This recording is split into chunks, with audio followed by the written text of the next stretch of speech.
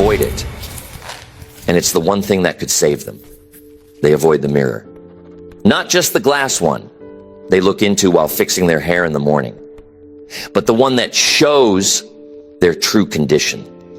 The mirror of accountability. And the reason is simple. It's uncomfortable. It's uncomfortable to face yourself honestly. It's easier to point outward. It's easier to say it's the job, it's the boss, it's the government, it's the parents, it's the economy. It's easier to cast the blame somewhere else than to stop, look straight into that reflection, and admit the truth. No, it's me. I need to change. You see, avoidance feels safe. It gives temporary comfort. But the problem is, comfort without accountability only delays the pain. And the longer you delay it, the bigger it grows. I've seen it over and over again. People know the steps to take. They know what discipline looks like. They've read the same books you and I have read, but nothing changes. Why? Because they refuse to tell themselves the truth. They'd rather say maybe tomorrow instead of it has to be today. Now here's the interesting part. The mirror never lies. You can fool others for a little while. You can even pretend with yourself for a season. But deep down, you always know. You know when you didn't give your best effort. You know when you skipped the commitment you promised yourself. You know when you chose comfort over growth. And that knowledge, it eats at you. That's why so many people live restless lives, not because they don't know what to do, but because they've stopped holding themselves accountable to do it. Mr. Schoaf always said that if you want to know the real measure of your progress, don't ask your neighbors, don't ask your coworkers, don't even ask your family. Ask the man in the mirror. He'll always give you the right answer. And he was right. When you start each day by asking yourself, honestly, if you're becoming the person you said you would become, that's when you stop avoiding and start advancing. So this is not about adding more knowledge to your plate. It's about pulling out the mirror and looking at what's already there. It's about asking the hard questions. Am I being honest with myself? Am I holding myself accountable? Am I willing to face the truth, even when it hurts? Because the truth is, accountability may sting for a moment, but avoidance will break you for a lifetime. People usually think of accountability as something unpleasant, something heavy, something that restricts them. But the truth is, accountability is not a burden. It's the beginning of freedom. Excuses keep you trapped, but accountability sets you free.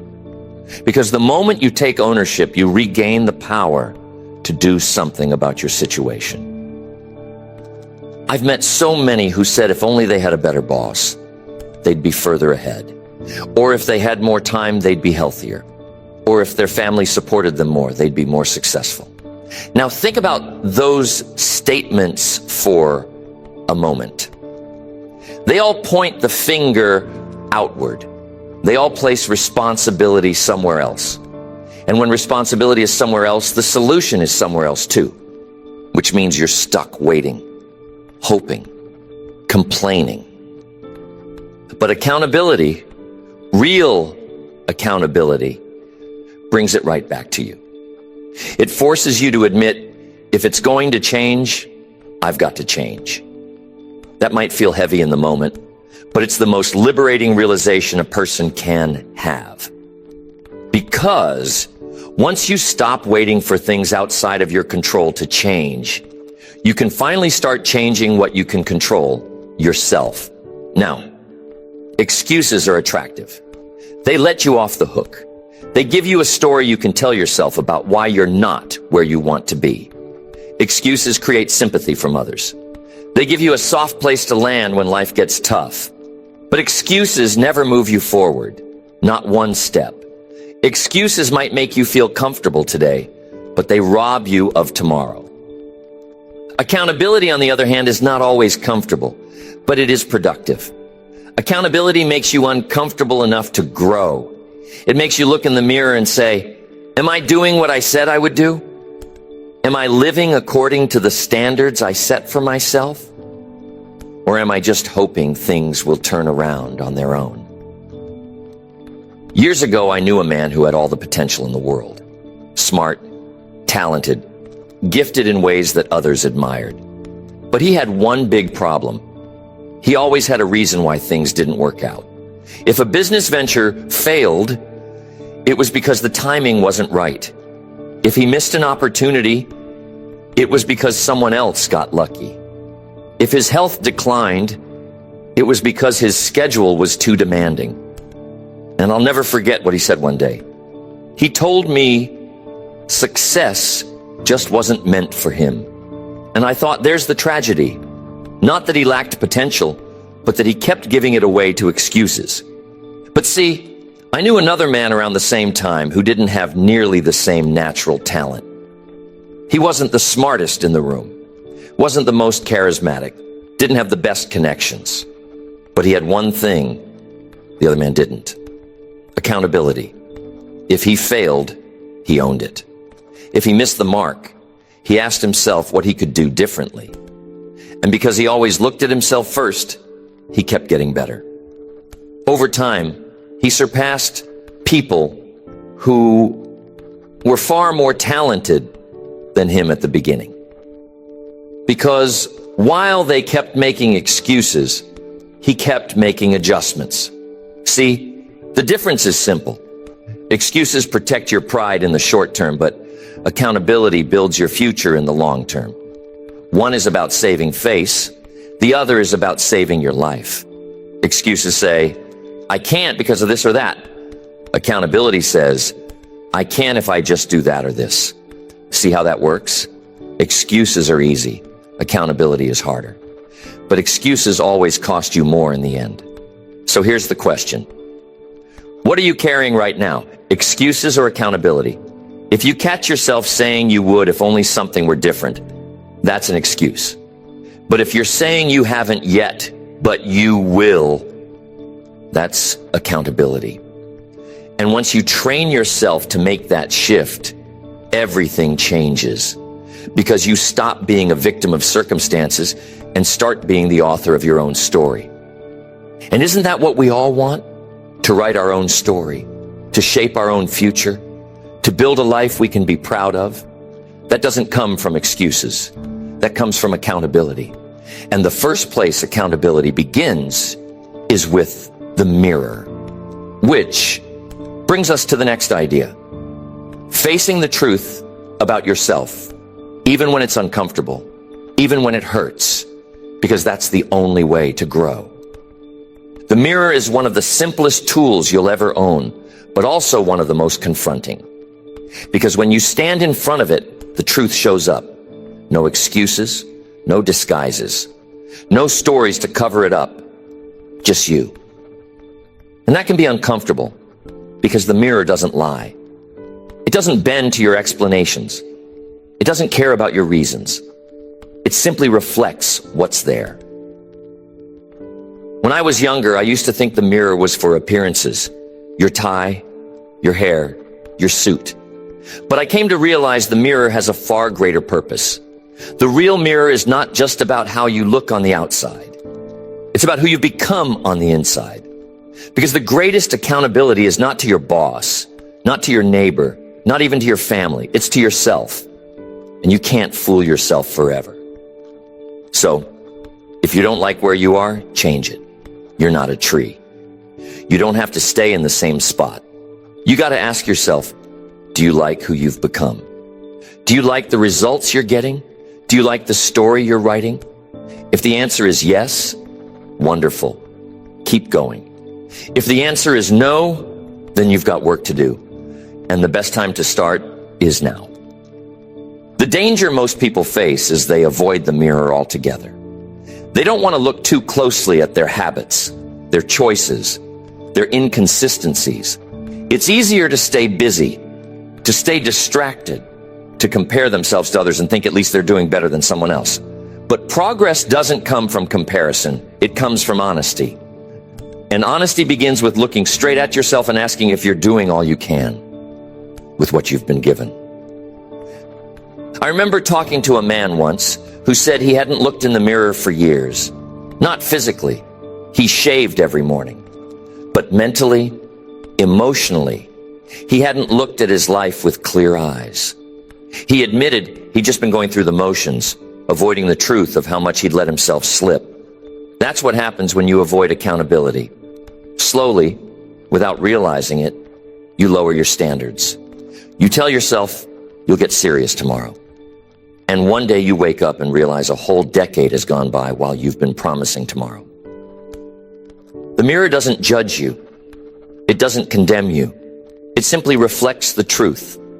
And the truth, if you'll face it, can save you. The truth might hurt for a little while, but denial hurts forever.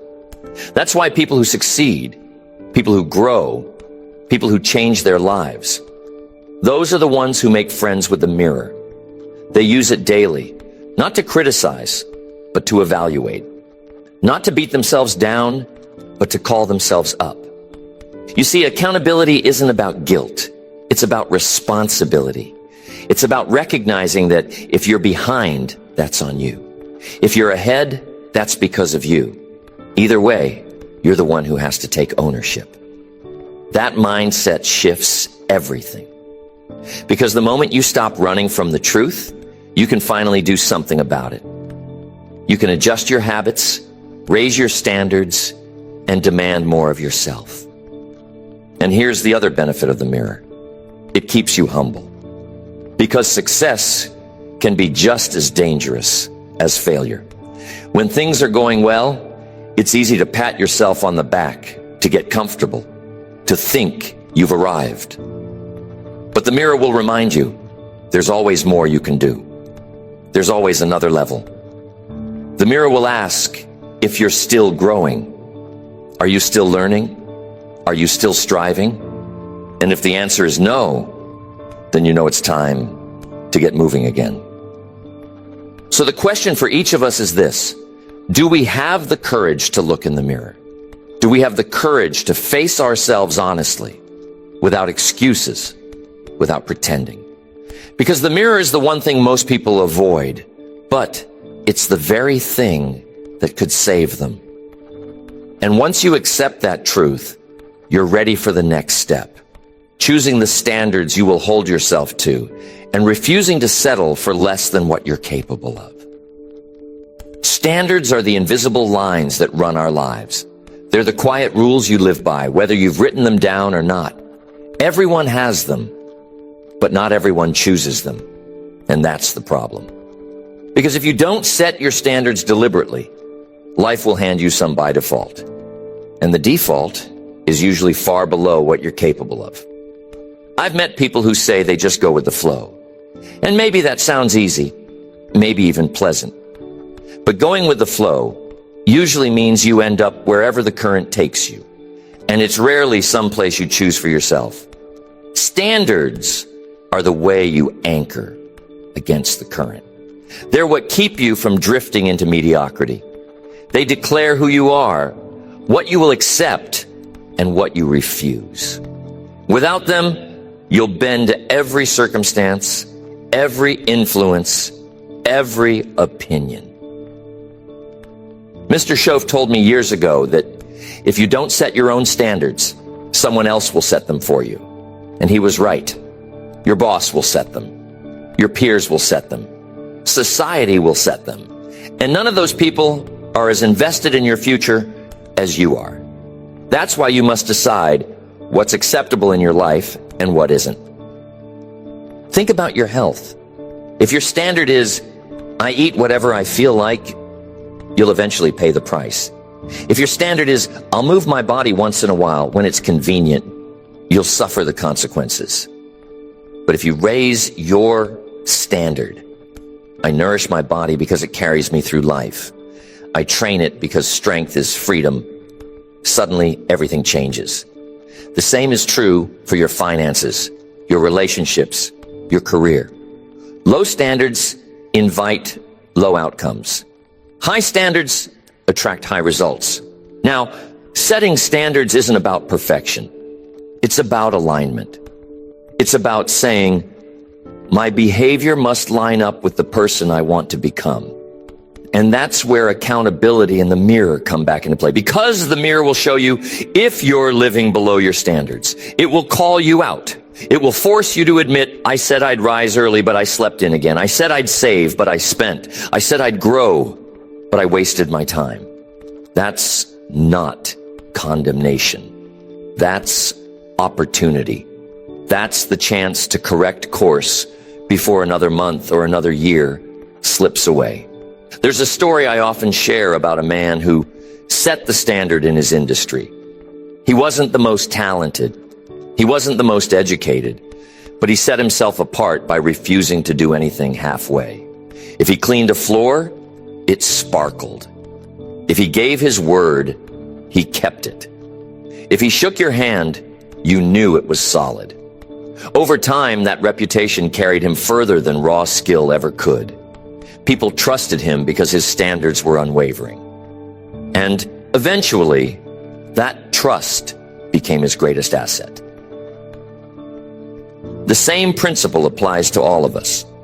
What are your standards when nobody's watching? Do you keep promises to yourself the way you keep promises to others? Or do you let yourself off the hook because no one will know? But here's the truth. You will know. And when you break promises to yourself often enough, you erode your own confidence. You stop believing in yourself because deep down, you know you don't follow through.